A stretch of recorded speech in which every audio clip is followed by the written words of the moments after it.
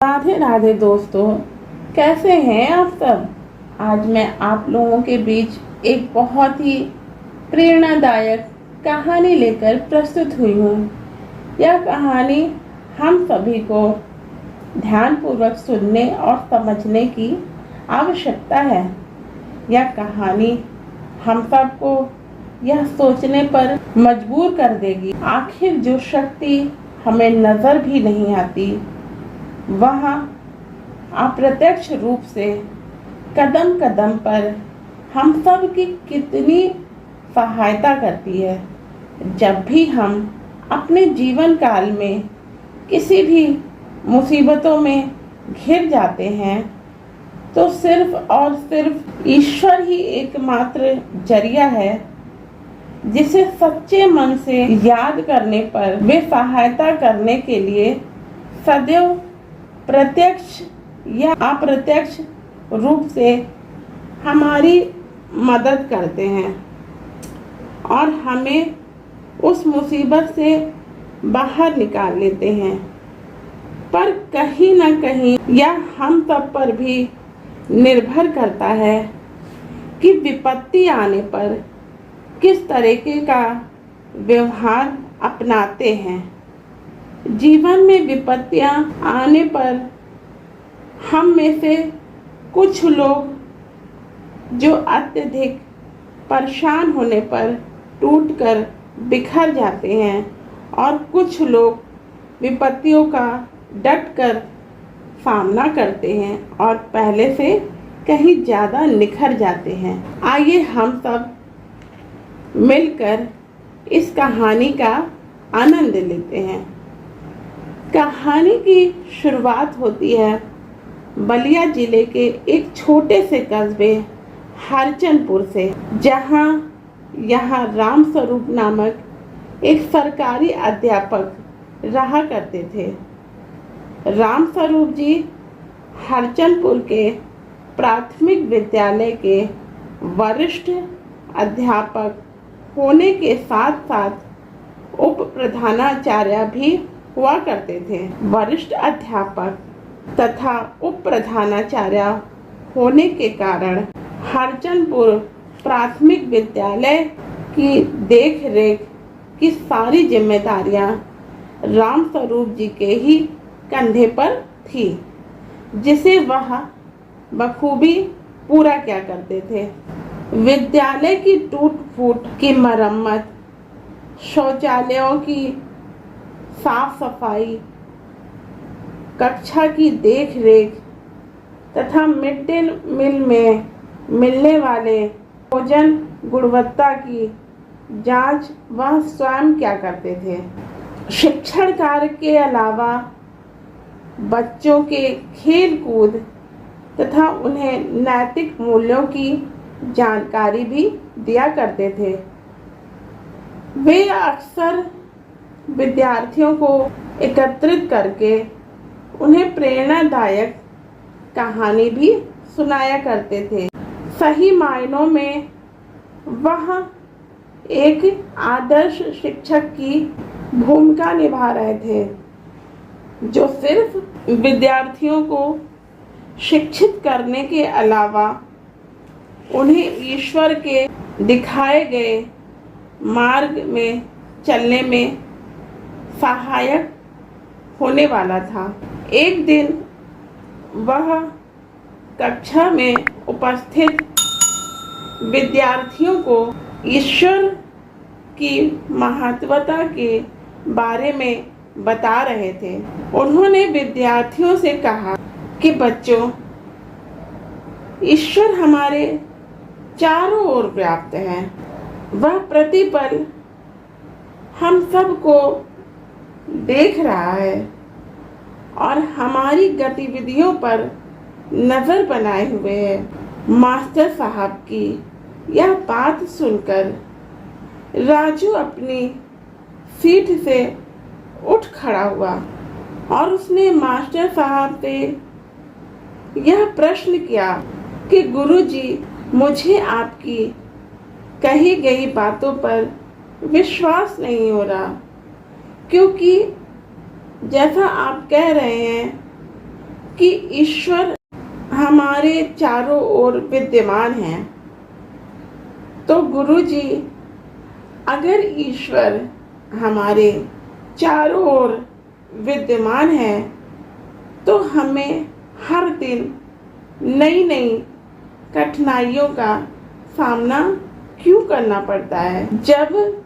ईश्वर हर समय हम लोगों के साथ मौजूद है। तो उन्हें चाहिए कि हम तक मुसीबत आने ही ना दे, वह पहले से ही उसका समाधान कर दे। राजू की यह बात सुनकर गुरुजी जोर से हंसने लगे और उन्होंने राजू की ओर देखकर कहा, बेटा राजू, बताओ कि तुम खाना कब खाते हो, सोते कब हो? राजू ने जवाब दिया, गुरुजी, खाना तो मैं भूख लगने पर ही खाता हूँ और नींद आने पर ही सोने जाता हूँ।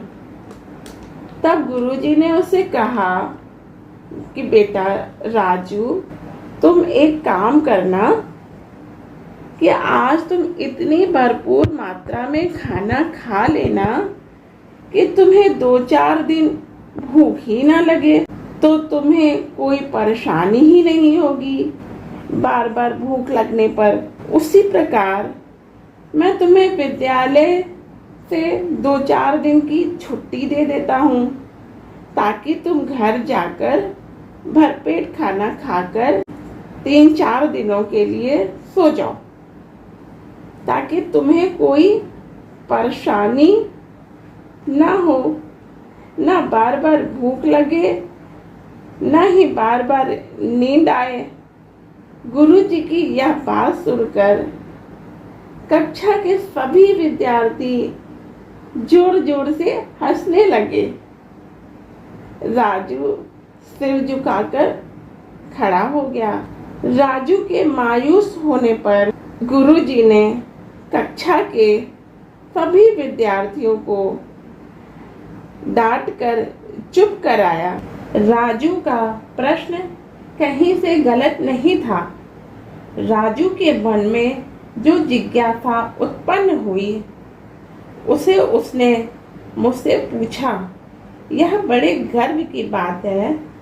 इससे पता चलता है कि राजू मेरे द्वारा बताई गई बातों को ध्यानपूर्वक सुनता है।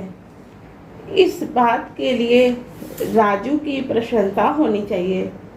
गुरुजी के मुख से अपने लिए इन वचनों को सुनकर राजू का हौसला फिर से बढ़ गया। अब गुरुजी ने राजू को फिर समझाते हुए कहा, राजू, अब तुम्हें मेरी कही गई बात थोड़ी थोड़ी समझ में आ रही होगी कि मैं तुमसे क्या कहना चाहता हूँ।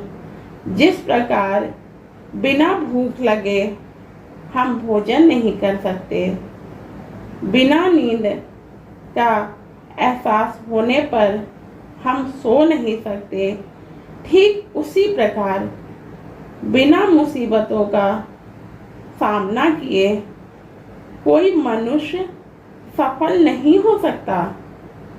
जीवन एक उतार चढ़ाव भरा सफर है।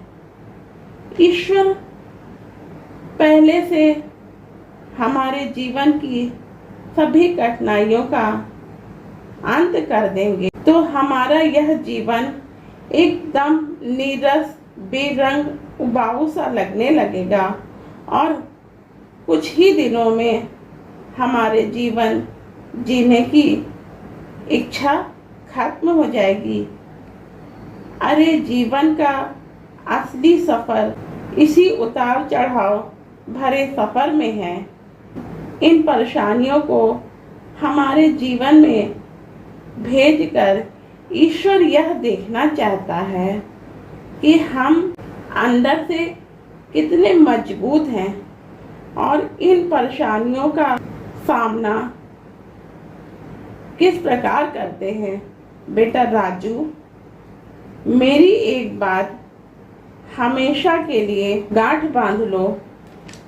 विपत्ति आने पर ही मनुष्य की असली पहचान उभर कर आती है।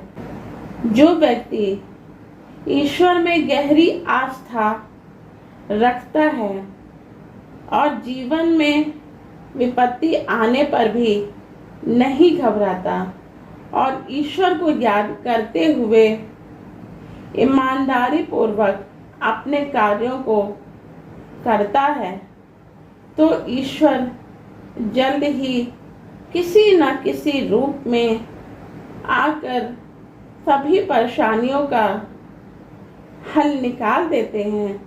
और जो व्यक्ति थोड़ी सी मुसीबत आते ही घबरा जाते हैं, चिड़चिड़े हो जाते हैं, ईश्वर की आस्था पर प्रश्न उठाने लगते हैं, तो ऐसे व्यक्ति मुसीबतों के दलदल में धंसते ही चले जाते हैं। इसलिए कहा जाता है कि जिसने दर्द दिया दवा भी वही देगा।